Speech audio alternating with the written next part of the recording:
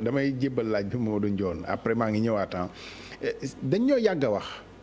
balaa nga naan naam ne fa gis nga discours bi yëpp loolu la woon bi ñuy justifier mesures yi nga xam ne jël nañu ko li ñuy wax mooy santé moo jiitu lépp koom-koom ak dund ak yooyu yëpp tegee leen ko de côté ñu wax ci wér-gu-yaram ba pare changement de paradigme boobu Mamadou Ndione c'est-à-dire difficile na aussi nit ñi assimiler ko tey.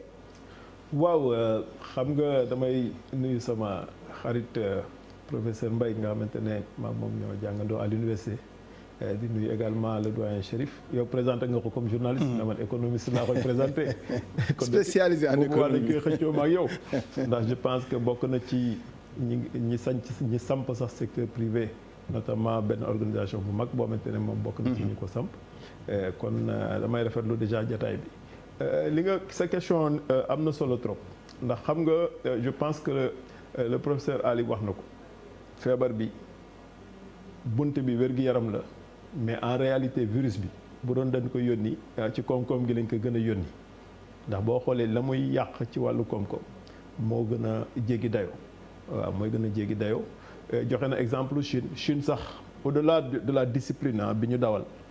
boo demee Chine ndax dem naa Chine boo xoolee seen dëkk niñ ko organiser dañ ko organiser noo xamante ne même échange day am entre les provinces tey jii ñu bëri dañ defee ne Chine pays communiste la pays et cetera mais y a pas plus libéral que l'économie chinoise boo demee ba Chine di nga gis ne ñoom yu bëri dañ ko yolomal mais dañu def une organisation du travail de telle sorte que boo xoolee tey Sénégal yu bëri bu ñuy dem Chine Guangzhou la ñuy dem ak Yiwu ndax foofu la commerce ba nekk mais la ñuy defar ci yeneen zone ya lay jóge di ñëw foofu ci Guangzhou ak Yiwu ndax COSEC am na bureau bu nekk à Yiwu may ci profité xam naa ñu ngi lay seetaan suñu représentants yi nga xam ne ay Sénégal lañ nekk foofu am fa entreprise donc ma leen di nuyu boo xoolee président de la République depuis le début Abdoulaye neewul damay tëj koom-koom bi xam nga mu ngi mel ni ngay dawal fas nga téye ngalaab bi ngalaab bi léeg-léeg xale yi ngalaab yi xamul ngalaab mooy li ñu lonk ci fas bi buum googu téye les rênes voilà mooy les rênes fas bi léeg-léeg nga yolomal léeg-léeg nga dëgëral et cetera et cetera donc boo xoolee dès les premières heures feebar ba mu ne kët ne jot na egsi premier réflexe bi mooy wér-gi-yaram bi nañu fexe nit ñi déjà assimiler les gestes barrières nañu jël les dispositions nécessaires loolu je pense que Sénégal réussir na ci lu bëri ba tey ji gëwuma ne Sénégalais dina génn di tàllal nit loxo di ko nuyu gëwuma ne Sénégalais dina génn ci mbedd mi même bu amul masque bu réglementaire sax mais dina débrouiller ba am benn masque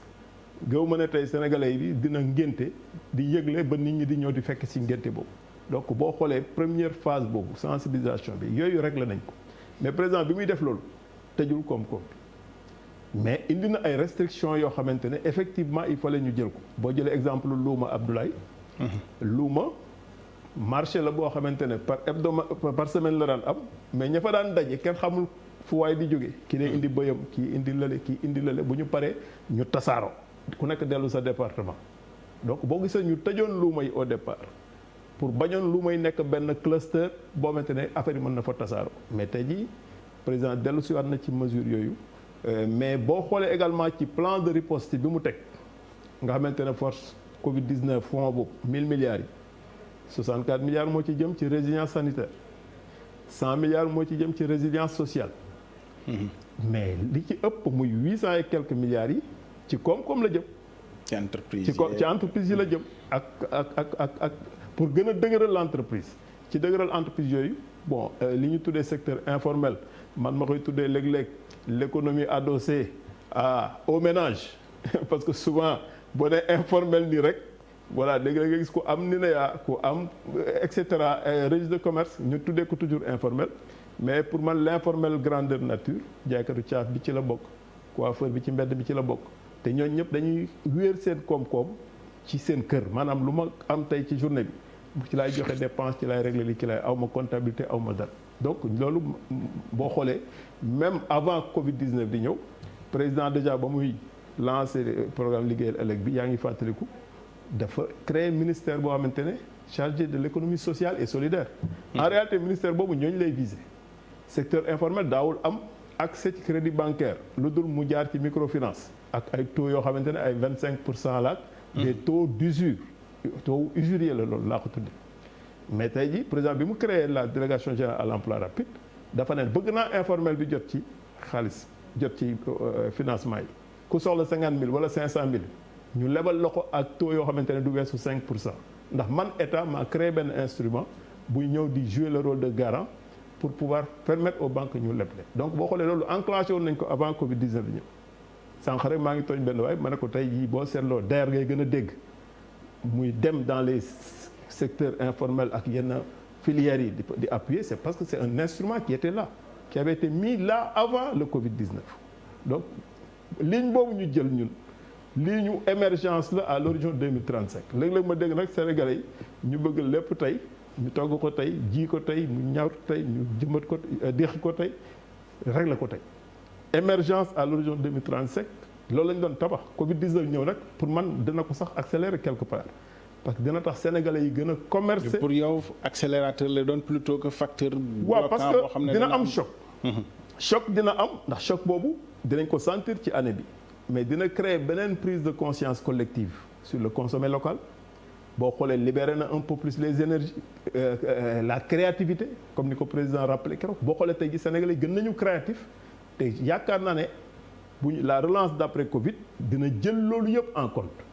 tey jii par exemple boo xoolee am na filière yu bëri yoo xamante ne xëj na jafe-jafe am na mais intervention de l'État gën na ci tar